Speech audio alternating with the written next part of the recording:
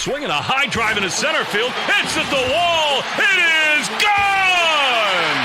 Casas does it again. It's gone! It's into the bullpen! This game is tied!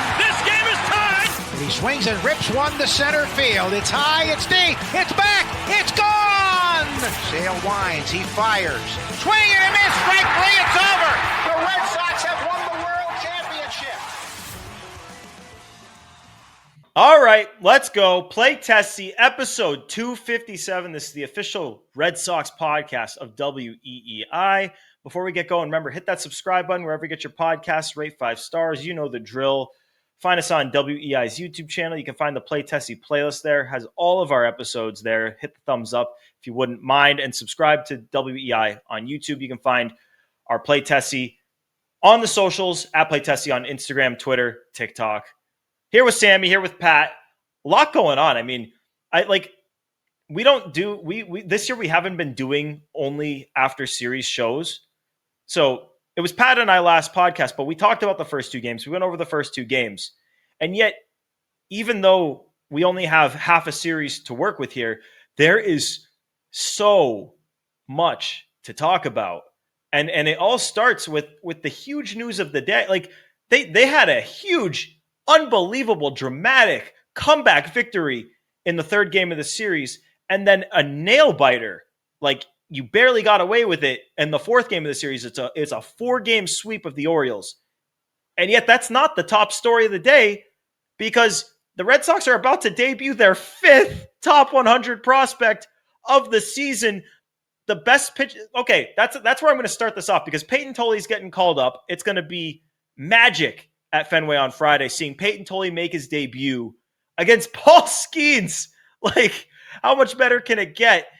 And I just got home. I was in New Hampshire for the week, and I'm home now. And on the drive back, I was thinking, like, Payton Tolle is the best Red Sox pitching prospect to date. Like, at the time of his debut, the highest thought of since what? Prospect? Like prospect pedigree wise? Yeah, because like I feel like by the time Henry Owens debuted, like there was a little bit less shine there. And I think Tolle's ahead of where Bayo's at. And outside of that, like then you go back to like Clay Buchholz. Yeah, I would say this is the most highly regarded pitching prospect in all of our lifetimes. I think easily that would be the last 30 years. Not for you. I don't even think it's close. I mean, yeah, okay, all right. I'm 30. Everyone listening, I'm 30. I'll be 31 soon, but I'm 30. Right? You're 30 like Fausto Carmona's name is Fausto Carmona. But go on. All right, Roberto. So no, this is the most highly regarded pitching prospect in the last 30 years, we'll call it. And that doesn't mean he'll be the best pitcher the Red Sox have had. I don't think he'll be, Pedro Martinez, but Pedro Martinez was not a prospect with the Red Sox, so he's not on the list. So yeah, I think it's pretty comfortable I'm saying that. And when you look at a guy like Henry Owens, yeah, he was on those top 100 lists, but the scouting reports were kind of like, yeah, good command. He pieces it together. He's got 5 different pitches, this, and that, kind of little Jamie Moyer-ish. With this kid, Payton Tolle, it's like watching an adult play against kids in AAA. Like he got started nightmare first inning in AAA. He gets first 2 outs, and then Mike Romero makes an error, and it leads to 6 runs, 5 earned for Payton Tolle. Just disgusting. Since then, 14 innings, 7 hits, a million strikeouts. I should have had that, but he's been amazing.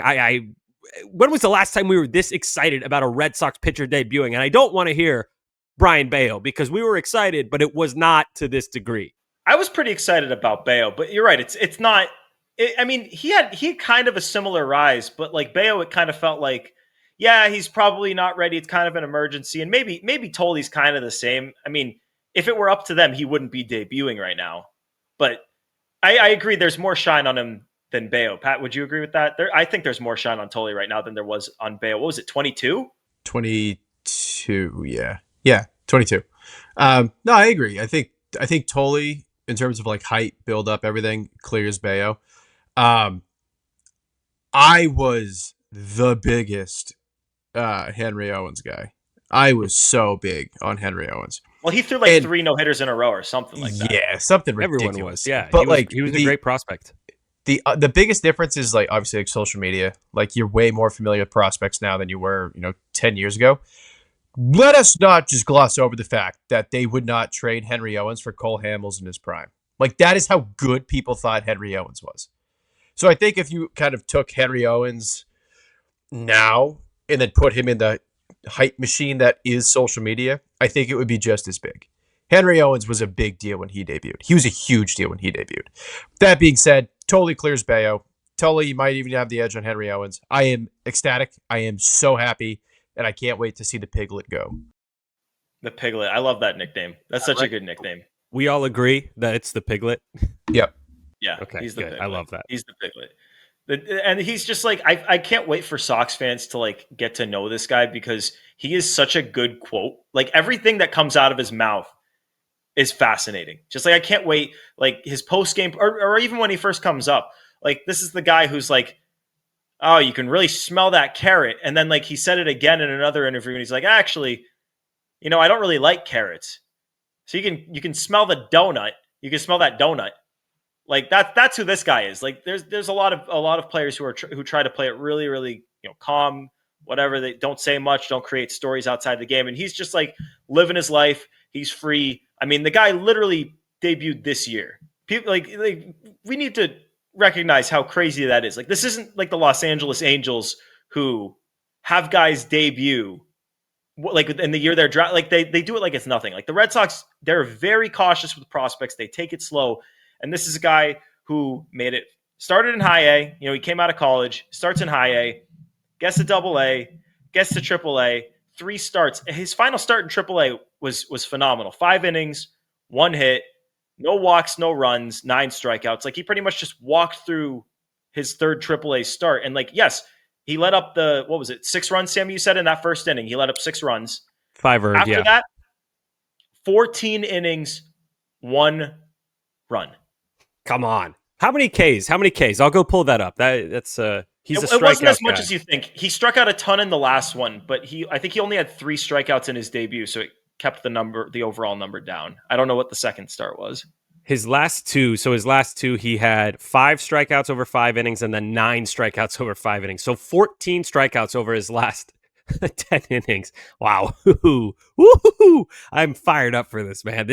And the fact that it's against Paul Skeens. We were all talking, make it Crochet versus Skeens, which would have been very funny because I just found out a skein is a term for like a bundle of yarn. So skein. Is that right?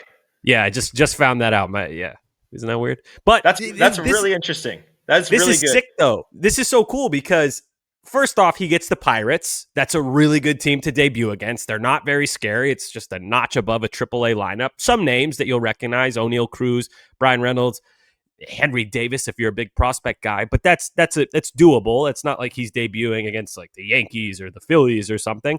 And then you get to see Skeens on the other side. This is entertainment, boys. This is what we love. I love games like this. I'm fired up to get to Fenway today as you're listening. Got me really hung up on this Crochet Skeens thing. When Paul Skeens eventually signs with the Yankees, those matchups are going to be, whoo! The matchup of the yarn.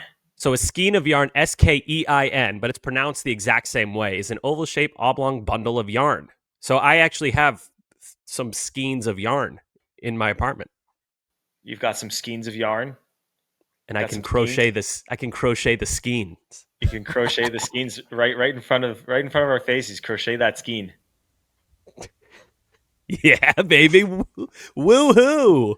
How many batters do you guys think Payton Tolle walked in his 3 AAA starts? I'm gonna guess he walked. Let's see. He probably walked 1 in the first outing, 1 in the second, and none in the third. You nailed it. That's exactly what it was. 1 in the first. Because he was reading the stat line. Oh, you. Did you not see his head moving line to line? All right. I thought that was obvious. That's what I was doing. I had it up from when I looked at the strikeouts. Cocksucker. All right. So yeah, we're excited for Payton Tolle. I think like it's overall, it's. I mean, not many teams. I tweeted this out. I think it's like 5 teams right now on Pipeline have 5 top 100 prospects in their organization right now, and Tolle is about to be the 5th that the Red Sox debut this year. It started with Campbell, then you had Meyer, then you had Anthony, then you had Password, and now you got Tolle. And the truth is, it's like, yes, it's fat. Like, oh my God, 5 top 100 guys, but 4 out of these 5 aren't just like top 100 guys. They're like high upside, high potential dudes. And that's, I guess, the next question I'm going to ask for you guys. And Sammy, I want to start with you because you are the resident Payton Tolle, like you're the leader of the Payton Tolle train. What do you what do you think his ceiling is, and where do you think when it's all said and done, when he settles into who he is, like what do you think this guy is going to be at the major league level? Ceiling is a tough term for me because I really don't like putting a cap on a top prospect like this, especially a guy who's ascended.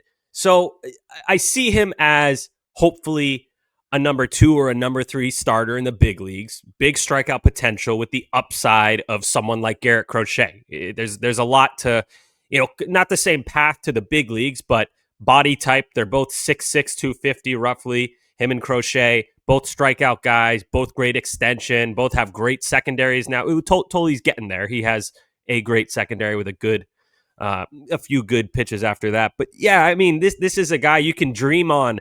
The huge strikeout potential, the attitude is unbelievable. We spoke about it earlier. He's so comfortable in his own skin. He doesn't seem to get shook by the moment. A little bit in his first start, he seemed a little off his game, but he settled in so quickly. Very brief adjustment period. So I've been yapping about this guy for 2 months now. When he got the call up to Double-A is when I started to think, like, you don't see guys go from first base DH pitcher, get drafted, and you're throwing 91, 92. Now you're throwing high 90s. Now you're blowing it by everybody. Nobody can touch you. All of a sudden you're in Double-A, which is kind of where they separate the men from the boys, and he's dominating there too. Like, is this guy going to come out of the bullpen? And that's where I was wrong. This whole time where I've been saying, oh, they'll call up Tolle, I've been saying it like he's going to come out of the bullpen. He's friggin' starting in the big leagues. So, man, if I'll put a bow on it, if you want to talk about ceiling, sky's the limit. But if I were to project, I'd say a very good number 2 or the top flight number 3 starter in the big leagues. That's kind of where I'm at too, because like I feel like, I mean, we obviously rave about a lot of the top prospects the Red Sox have, and for a guy like Tolle, like it's the best pitching like the most dominant stuff that we've seen from a Red Sox pitching prospect in the Twitter era. I mean, I guess Henry Owens was maybe at the very beginning of it, but like we just haven't had this.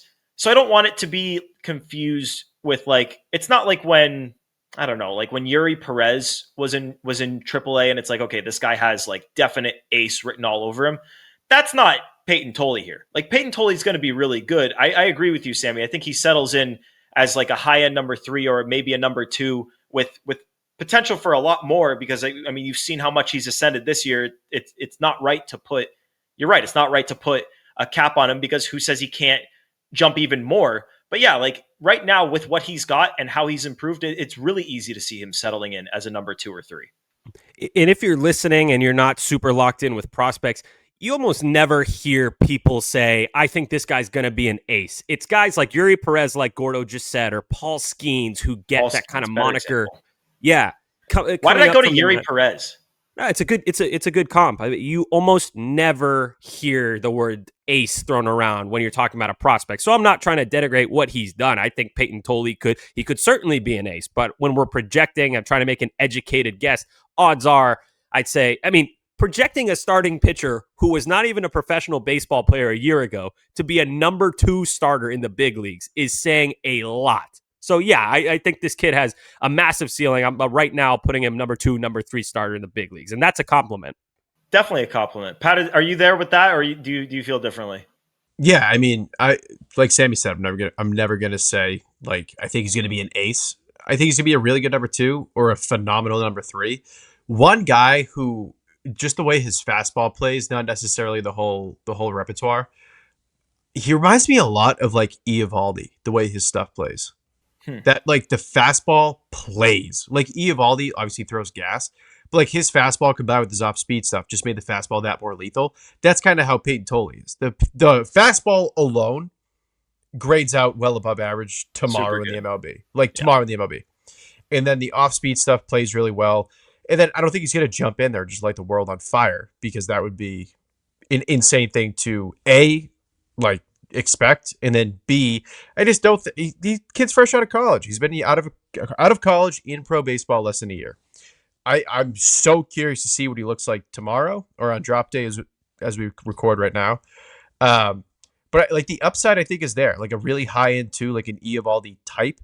And I'll even go his floor, I think is just a strikeout innings eater. Like he might not be the most consistent guy in terms of good ERA.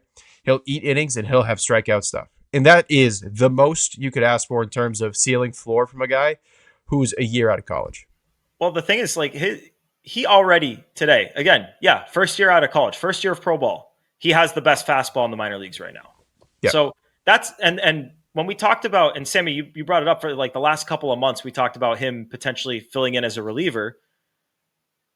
We thought that because he's got this elite fastball and his slider's really come along and it's turned into a pretty good pitch. He is still definitely a work in progress. Like in a perfect world, the Red Sox would have 5 starters and would not be debuting Payton Tolle right now, but he could come up and a 2-pitch guy, like you're able to, with his fastball, you're able to be a really good reliever. Like he would be a really good reliever today. As a starter, like maybe he will struggle. I don't know. Like the big league hitters, it is a different animal. The gap between AAA and Major League Baseball has never been wider than it has been since not the lockout, since 2020, since the COVID year. Since there was no minor league baseball, the gap has been crazy. So, I mean, keep your expectations where they may be.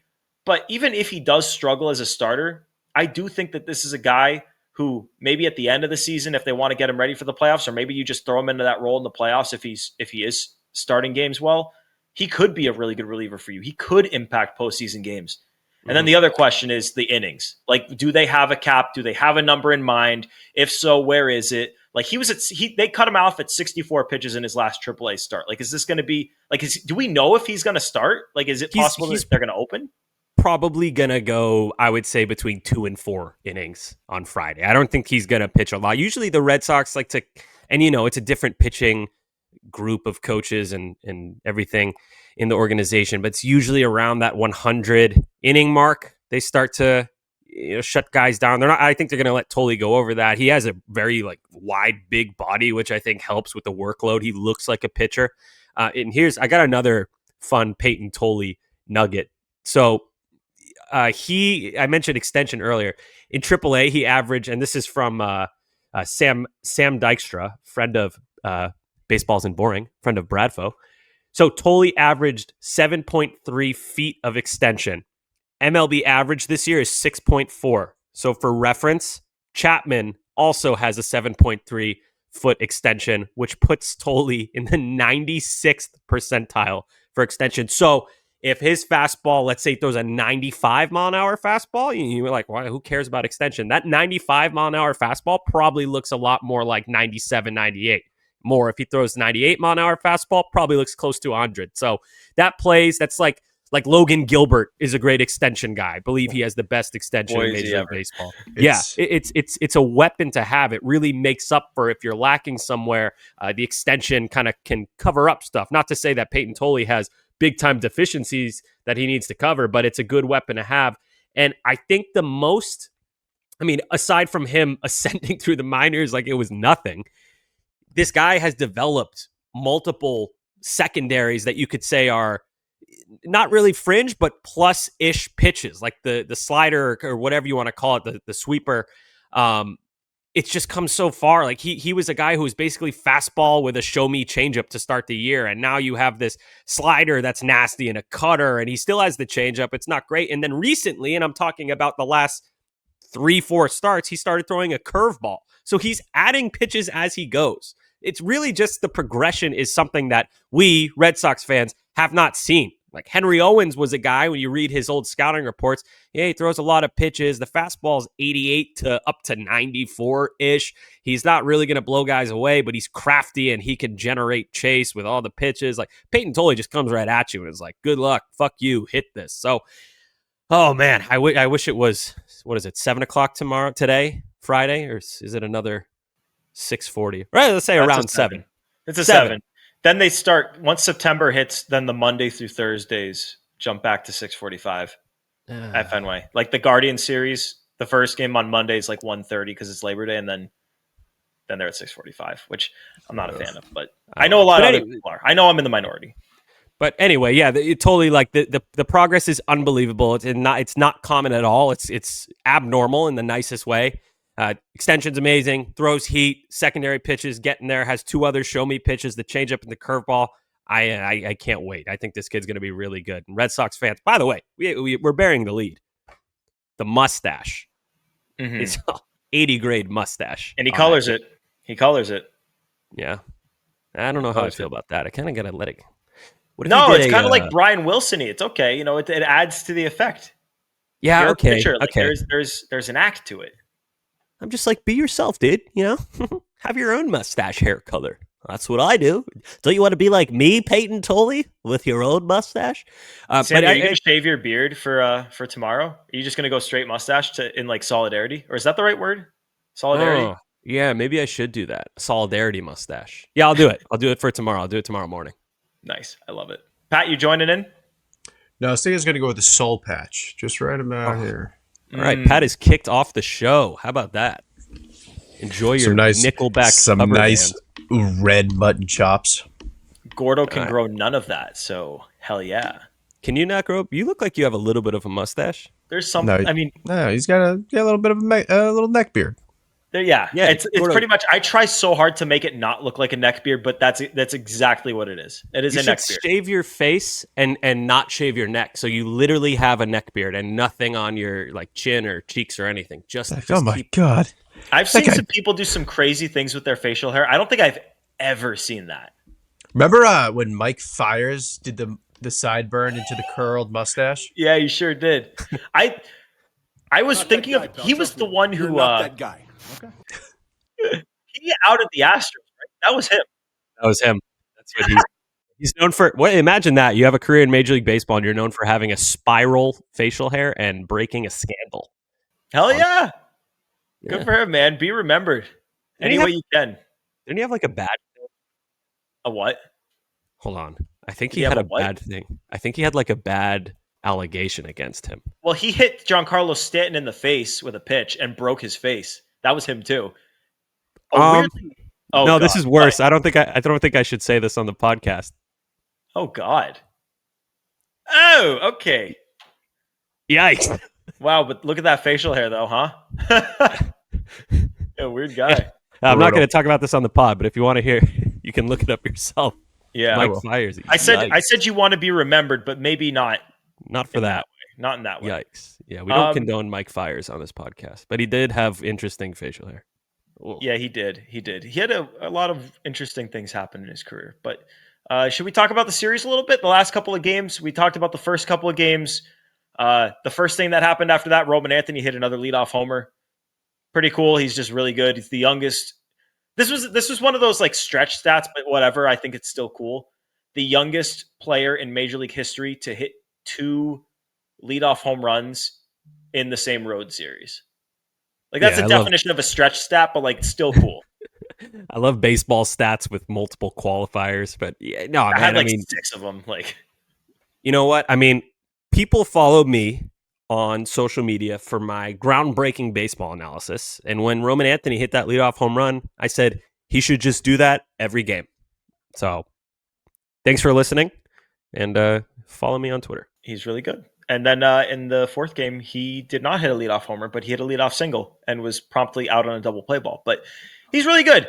The game was frustrating, right? Like Sox get the run on the Anthony home run, and then you had the Connor Wong pass ball and the ball that Cedon missed diving that I feel like he catches 199 times out of 200. And then the Orioles go up 2-1 off of the ball that fell in between Duran and Cedon. And I see a lot of people debating which one of their balls that was. To me, like, it's either of them, man. Both guys had an over 80% catch probability on that. It was more Duran's ball, but it's also on Cedon to call him off because he's a center fielder and like that's just what he does. Like, place the blame both ways. Like either which way, that ball's just got to be caught. Yeah, I think I'm the biggest Cedon Bobo on the podcast. I'm always talking about how much I like him. That's on him. He's got to communicate whether or not it's his ball to catch. he's the center fielder. Duran has to defer to the center fielder. You're taught that at every level when you're growing up playing outfield. So as much as I love Ceddanne, I think that one's on him. That shit can't happen. This defense has been so good for the second half of the season, or actually more than that, since like June. Since May. Since the end of May. Yeah, since the end of May. They've been awesome. So disappointing to see that happen. Almost cost them a game. Would have been even more painful if that had happened. But then, did you guys notice that Ceddanne's home run was right? His game-winning home run was right over the spot where they made that error. That was kind of symbolic. I didn't notice that. It was right over it. But yeah, I think that's on Ceddanne. Sorry, Ceddanne. Yeah, I think post-game, didn't Jaron took the blame for it. He said something like, whenever I hear his footsteps, I know he's there. Like, it should have been my ball. Like, I get that. Like, I guess if Ceddanne doesn't directly call you off, then I guess go for it. But no, I mean, 99 out of 100 times this year, if Ceddanne is in the vicinity, he's called him off making that catch. So Jaron, to assume that that's going to happen, I understand. I mean, I can understand people being mad at Jaron for not continuing with the play until he gets called off. But to assume he's going to get called off is not some crazy thing. Like, Ceddanne catches everything. Yeah. So it was just a weird thing, like that of all balls, he didn't call him off and just ran over to it was just a weird thing. Thank God it didn't end up fucking them. But yeah. I mean, we hold the guy understandably to such a high standard in center field because of what he's done his entire career out there. It's like that game 3 of this series was like the first time that he legitimately didn't have a very good game in the outfield. And like, he's entitled to have one not good game, and it's okay. And like, he's going to be great every other game. And it makes it all that much better when, maybe he didn't have a great game in center field, but he hits the goddamn 2-run homer in the 9th to win you the goddamn ball game 1 inning after you had David Hamilton and Connor Wong on third, Hamilton on first, no outs, speed on first base, like the tying run's on third, the go-ahead run's on first, and you've got Anthony, Bregman, Story, right? Story was hitting third this game. Yes. Mm-hmm. Duran 4, stayed on 5, weird lineup with the opener. But you had your 3 dudes up with your two worst hitters get on base, and they can move, and they're fast, and no one even gets the tying run home. Like, that was ready to be one of those losses where it's like, they're probably going to win the crochet game and take 3 out of 4, but like, that's a loss that makes you want to kill yourself. But like, doesn't matter when Ceddanne, I went absolutely berserk when he hit that home run. Yeah, that was great. He also, and not to harp on the platinum glove contenders defensive mistake. He also, I forget what inning it was. There was a bloop that fell in for a hit where he dove, he almost caught it, kind of rolled over on his wrist. And, a lot of people will be like, it's a tough play. If you watch the replay, he broke the wrong direction right when the ball came off the bat. He broke to his right, which he almost never, ever does. That might be a product of him playing more games at second base in recent days than he normally does. He's not getting the same outfield reps. He's an amazing defender, but he's still a human. So, yeah, I just don't. I hate when Ceddanne's not in center field. I get why he's not always in center field, but then stuff like that happens where he's not at his best and you're not getting the most out of him. And then I get frustrated because I want him to win the platinum glove so I can talk about him and call him a platinum glove winner next year nonstop. It'd be really annoying. What's up, Gordo? Question for you guys. Mm-hmm. What is the better lineup or the better overall construction of the team that day? Is it Duran? Is it having one of your outfielders DH and Ceddanne plays center and Hamilton's at second? Or is it Ceddanne at second, the other 3 outfielders, like this is when Abreu's healthy, the other 3 outfielders in the outfield and Yoshida DHing? Like, what I'm asking is going from Yoshida in the lineup to Hamilton in the lineup such a steep drop-off that it's not worth the upgrade of now having Ceddanne in center and Hamilton at second? Because to me, that's the better lineup. I mean, right now, the best lineup is David Hamilton at second base. David Hamilton and Connor Wong are playing good baseball. For the first time, literally all season, David Hamilton and Connor Wong are playing good baseball. David Hamilton is probably just as good, probably a little bit better, second base defense-wise. the outfield defense, when it's at its peak, you have Duran, Rafaela, and then Roman, I guess, for right now. Not the Roman part. I'm just saying Willier's not out in the outfield yet. Right now, that's your best lineup by far. And then you have either, Roman, Duran, Willier, one of those guys DH. Masa, vibes, king, sucks this year. And it's not, you're to the point now where, like, they brought up Payton freaking Tolle. Like, you're at the point where you got to go with your best lineup, give yourself the best chance to win. We said the same thing about pulling Walker Buehler out of the rotation. You are now at the point where your best lineup right now, and that is such a fluid situation that could change at any given moment, is David Hamilton at second base, one of the outfielders DHing. I agree with Dr. P.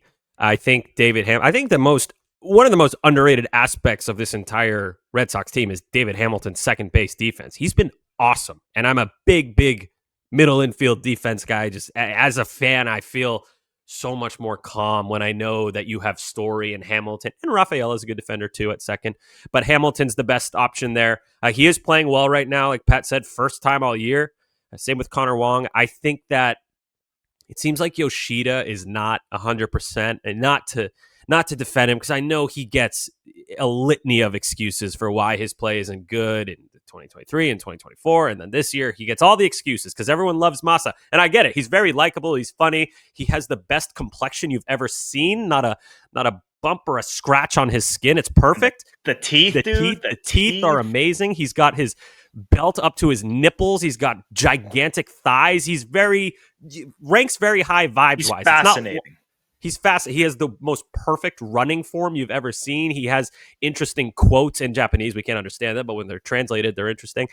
It's just he doesn't have the strength in that shoulder that he hits with, and it's the ground balls to second base every fucking time. A gentle ground ball to second base. I can't take it anymore. So yeah, and he's striking out, which he never used to do. That was the one thing. Walking. You strike out way too much. Well, Yoshida would help with that. Well, now he's not helping with that. And I cannot imagine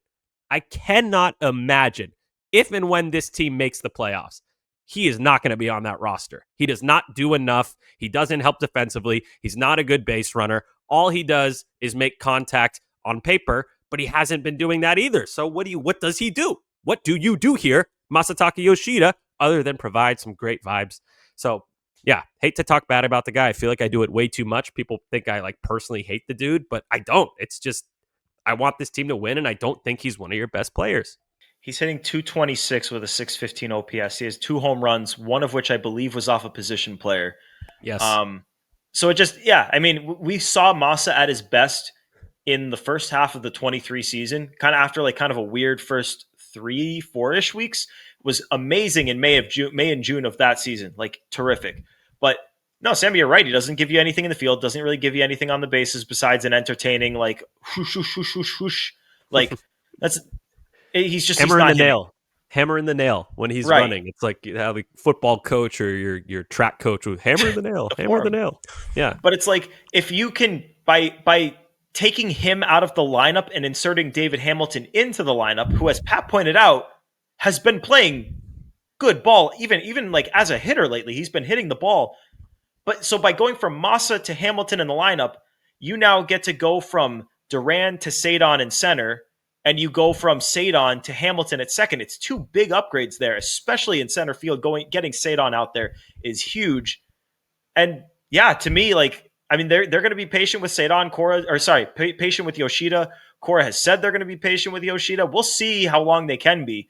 I mean, to me, the best iteration of this lineup against right-handed pitching, David Hamilton's in there. Mm-hmm. I would give Yoshida up until late September, because who knows? Maybe it clicks. Maybe his shoulder isn't banged up like I was saying. Maybe I'm wrong. Maybe it clicks, and then you have a good contact bat. Even if he's not starting, you have him off the bench in the playoffs, and that could be huge. It's just hard. It's hard to envision that, if I'm being honest. Yeah, and he's said it. He said he's had good days and bad days with the shoulder. He's told the media, and sometimes these quotes get buried because he's not saying it in English, but he has said, I think, to the Japanese media that he's had up days and down days. It's still, the shoulder is still a thing. So maybe that clouds your because we'll have a bunch of conversations about Yoshida in the offseason, his role in the team moving forward, if he's with the team moving forward, if you trade the guy, if he's tradable, if you have to DFA. Like, these are going to be conversations we have all offseason. And part of that conversation is going to be, well, he was hurt again. And that was part of the conversation last year. It was, oh, he's playing hurt this year. When he's healthy next year, how's it going to be? And now he's still maybe just playing hurt the whole time. So can they afford to do that going forward? It'll be a conversation that we have going forward. Meanwhile, the guy who Yoshida kind of sort of indirectly replaced, in my eyes, this is who they took or who they passed on instead of Yoshida. Kyle Schwarber has hit four home runs tonight. He's at 49. There is a chance it's going to the bottom of the eighth. It goes, I think 8-9-1 maybe, or 8-9, 7-8-9, 7-8-9. He hits second. So if guys get on, there is a chance he goes for 5 home runs. He also has 9. He also has 9 RBI tonight. So. It's all right. It's all right. It'll be on the 2026 Sox. Yeah, I was going to say past and future Red Sox. Let's make our wrongs right and bring Schwartz back. You add Schwartz to this team. This team's already so good. You add Schwartz to this team. Oh man, that's another conversation we'll have in the offseason. Let's talk a little bit about the second game real fast before we go to enough said. I mean, the thing that stands out obviously was the Crochet performance, where like traffic throughout the game, 6 innings, there was traffic almost all of them. And it definitely felt like he wasn't commanding the ball, just didn't really have a good feel for things. And you never see that from him. Like it just feels like he's always on his game. Yet despite all of that, 6 innings, 2 runs, didn't walk a guy, 7 Ks. Like when he's bad, he's still really good and did everything you needed to win yet another 1-run game. Like if he, and I know he had some good defense behind him. That Trevor Story diving play saved 2 runs and it really changed the game. Trevor Story had just an unbelievable game today. But the fact that Crochet was able to do what he did and limit the damage the way he was able to, despite not having his stuff, like he is such an obvious top of the line ace. Like not a normal ace. Just like there are what, 10, 12, 15 aces in baseball. Like he's in the top 3 pitchers in baseball right now. Yeah, like a true ace. Well, that definition gets a little bit foggy, but if it were up to me, I think there's like 10 guys, I would say. There's like a number 1, like Dylan Cease is a number 1, but he's not an ace. That makes sense? Crochet's a fucking bona fide ace at this point. Have we ever seen him hit 2 batters in a game? Ever? I don't think we have. He hit Gunner and then he hit the guy in the back. Was it Jackson? Jackson, yeah. They're number 9 crazy. guy. That was scary. That was very weird. He struggled to get the Orioles backup catcher out of all guys. Took him deep. Yeah. Smoked it too. That was like 97 and up. Whew. Can't win them all. Even Garrett Crochet is technically human and pig. But he did win it, so maybe you can. Maybe you can win them all. What am I saying? Might be able to win them all. But yeah. I mean, I do want to talk a little bit about what Trevor Story did. I mean, first of all, in this series, secured a 2020 season. He's going to get 25-25. He's going to make a run at 30-30. He's probably not going to get 30-30, but like he'll probably get 30 steals and like 26, 27, 28 homers. Like he'll make a run at it. And the game that he had today, hitting the home run in the first inning and then making the huge diving play to double off Holiday at third, which saved 2 runs, and then making that unbelievably heads-up play in the 9th to nab Carlson at third on the ground ball. Like a lot of shortstops, the game's on the line. You take the out at first. You hope that in most situations it's your closer. In this situation, it was Matt's. Like you hope he gets a strikeout. But Story on his toes, you had to make a quick decision, made the throw to third, had Carlson by a mile. Like 3 plays right there that really defined the game, and all of them were Trevor Story. The defensive plays preserved the lead, and then the home run was the home run. He had a great game. I have a question for you guys. Friend of the program, Julian McWilliams, had a tweet the other day before this game on Thursday, and he said, Trevor Story is the MVP of the Red Sox. Now, we discussed who's the best player on the Red Sox. Position players, we're just talking, not talking pitchers. And I said Roman Anthony. The conversation was, is it Roman Anthony or Bregman? But MVP is a different question because Roman hasn't been on the team all year, so he can't be MVP. Bregman missed a lot of time, so it's hard for me to say he's the MVP. Is it fair to say Story, who anchors the infield defense and has been hitting and running well, is he the team MVP? I think it's fair to say. I mean, since we're talking about value, like you said, we're not talking about the best player. We're talking about most valuable player. I feel like even though he missed a bunch of time, I would still lean Bregman for it, just because he's produced so much on the field. And like you hear the way guys talk about him, like Sadon when he went on his hot streak, attributed it to working with Bregman. Giolito says Bregman figured out that the Yankees had his changeup. You saw what he did in the series against the Orioles. Like Bregman changed the entire culture around the team. He's brought up these kids. He's part of the reason Roman's having as much success as he is. And so I'll give it to him. But Story, the fact that he's even making that a conversation, and I think if you polled people, a lot of them would agree with that sentiment. And with how bad he was for that stretch, the fact that it's even a conversation is crazy. Yeah, I think I probably lean Bregman just because, don't get me wrong, like they have marched to the beat of Story's drum all year. When Story goes, the Sox go. And that's factual. I just think on field and then kind of behind the scenes stuff that Bregman provided, like more or less completely mentoring all of the young guys, telling Giolito he's tipping pitches, playing unreal defense, just mashing, completely and utterly mashing when he's on the field. He checked every box you expected. I think even just beyond the field, he's been incredible. He's been so valuable to this team. I completely understand the Story argument. If anyone believes it's Story, credit to you. He's probably my 1B. It's like 1A, B, C, Crochet, Story, Bregman. I still lean Bregman, though. WAR-wise, B-WAR-wise, and this is not counting the Thursday game, which his WAR will undoubtedly go up. Story's a 3.1, which is a ton. Bregman 3.8 though. That is with the missed time. So that's crazy. Yeah, that's how good Bregman's been. Even including his 3-4 game slump that he's had. So yeah, I mean you could see the argument either way. It's not all about stats, and you guys both mentioned how Bregman's been coaching up the young guys. So but Story had Story Camp too, so he contributes. It's a worthwhile conversation. The fact that we're talking about is Trevor Story the team MVP after the tenure he's had with the Red Sox, with the injuries and the underperforming, it's just great that we're even able to discuss this. Joe? I have a question then to that question, which relates to on Sox Booth Twitter. I put together a poll for today's game that asked whose success this year has been the most surprising. And the options were Chapman, Story, Bayo, and then like a write-in option. I want to ask you guys, is Story the most surprising player who's had the success this year? Or how would you answer that poll? I would say Story. I was very like I don't know. I don't want to say I wrote him off, but I mean before the season I definitely was not counting on much. Like, did I expect him to be on the field as much as he's been this year? No. Did I expect him to produce anywhere close to the way he's producing? No, because we just haven't seen that since maybe a stretch in his first season, but then he got hurt. Like, we just haven't seen this from him. So yeah, it is really surprising to me. It's a testament to him that he's done it. For me, I'm actually going to go the other way. I think that I would go Chapman at age 37, having a career year. If you say you expected that, then I think you're a liar. That, to me, is the biggest surprise by far. And second, I would go Brian Bayo. We're in August, and he missed some time early on, and he's here with a 2.99 ERA last episode, and the one before talking about, is he a real number 2 starter? Like that would sound crazy to me back in March or before that.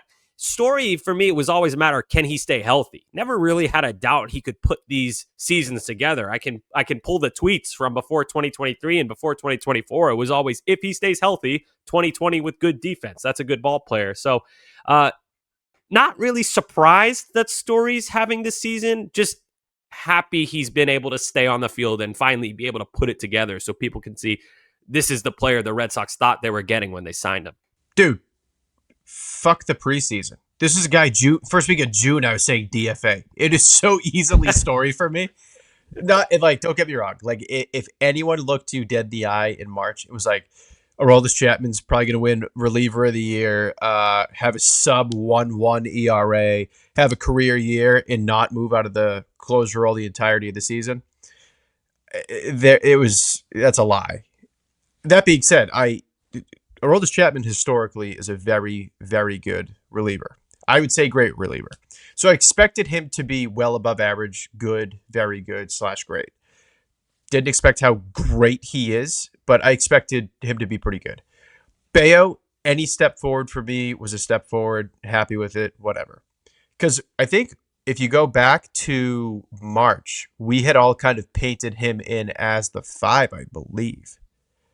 Because I think we were saying Crochet, Bueller, Giolito, No, how? Bayo, Crochet, how? Tanner, yes. Crochet, Houck, Bueller, and then some combo of Bayo, Giolito. So he was like a 4 or 5. Which is exactly how it played out, of course, famously. Yeah, so that's like my point being is we were so content with him being a 5 or 4 and playing above that. So the fact that he's pitching like a true number 2 is an unbelievable blessing. That's insane. But Story, another great game in this series. He was terrific again. Yeah, and like it's just Story for me going back to February, going back to March, going back to April. Like this was a guy that I thought was truly a placeholder for Marcelo. Hand up. I'm an idiot. This is why I'm not Craig Breslow. This is why I don't run the Red Sox. He's been nothing short of great this season. He bounced back in the best way possible. He's healthy. He's hitting home runs. He's stealing bases. He's knocking runs in. He's playing great defense. He has been the best surprise of the year for me. Well, the key, if you want to reconfigure things and rephrase the question, everyone else you ask about them, like you ask about Chapman, Bayo, everyone else in spring training, but you ask about Story on like June 1st, then I think it's hands down not even remotely a debate. Like the fact that Trevor Story went from straight up not being able to get a hit to being the best RBI man on the team, the captain of the defense, like he's going to hit 25 plus homers, steal 25 plus bases. He still hasn't been caught stealing. Like to go from where he was this season to where he is now. I mean, it's nothing short of remarkable and like very nice to see him have a game like today so he can get that recognition, go to a homestand like on such a high note. And, you just got to be nothing but happy for him. So shout out Trevor Story. Last thing before we get to enough said, Sammy, you got something? I was just going to say, we got to get Trevor Story on the show. Oh, yeah, we definitely got to We spoke to him. He said he's down. We just got to go do it. We should, pending rain delay, try and grab Tolle Saturday. Yes. Yes. Payton. So we're going to be doing radio, so we may not even have time. Oh, true. Yeah, you're right. Did you guys see we'll get Tolle on the show at some point. He's a great interview. Yeah. Did you guys see the quote that Payton Tolle's late mother said to him? Yeah, I saw that. Yeah. If you're a fan of Winnie the Pooh, be a Tigger, not an Eeyore. I love that.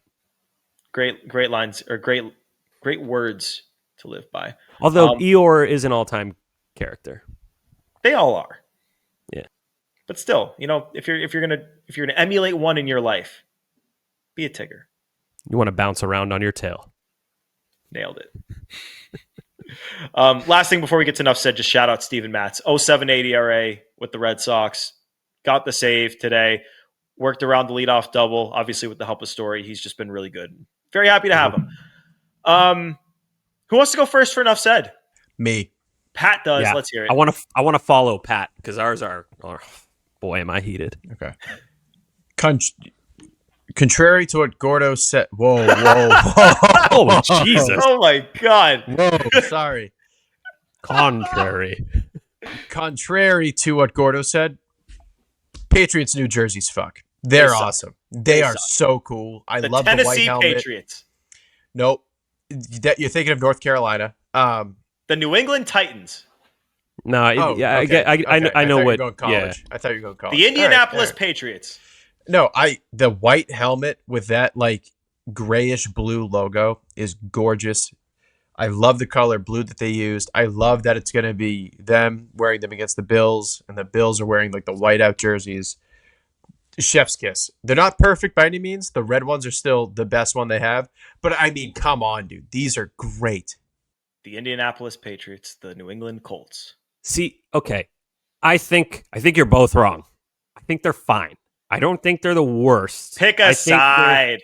No. I'm being honest. They're good. If I had to pick a side, I'd say I like them. I like the color. I like that kind of gray blue. It's very nor'easter, which is the look they're going for. It's supposed to be storm New England colors. I like the net. The netting in the numbers is supposed to be like an homage to the fishermen in New England. You see the fishing stuff in the background. I think they did an okay job. It's not my favorite. I just don't understand why the Patriots don't just pick the red uniforms or the 90s royal blue ones and just make those the alts or wear them every friggin' home game. They keep doing other things, and it's just frustrating. Two things. Gordo, the second you see those uniforms in actual snow, you're going to be like, these look incredible. These look phenomenal. The second one, and I didn't think this was a hot take. Apparently, this is scorching hot. Like Roman's hot sauce hot. Ooh. I think the 90s royal blue with the giant Patriot logo over the shoulders is so fucking hideous.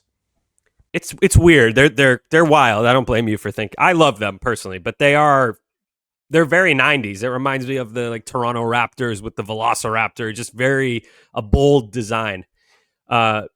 Which is a perfect segue into Gordo with the worst take of all time. Oh my God. Absolute worst take I've ever heard. He said these Patriots uniforms are the worst Boston sports uniform he can remember. And I sent him. We have it in the chat, Joe, if you can pull up the picture.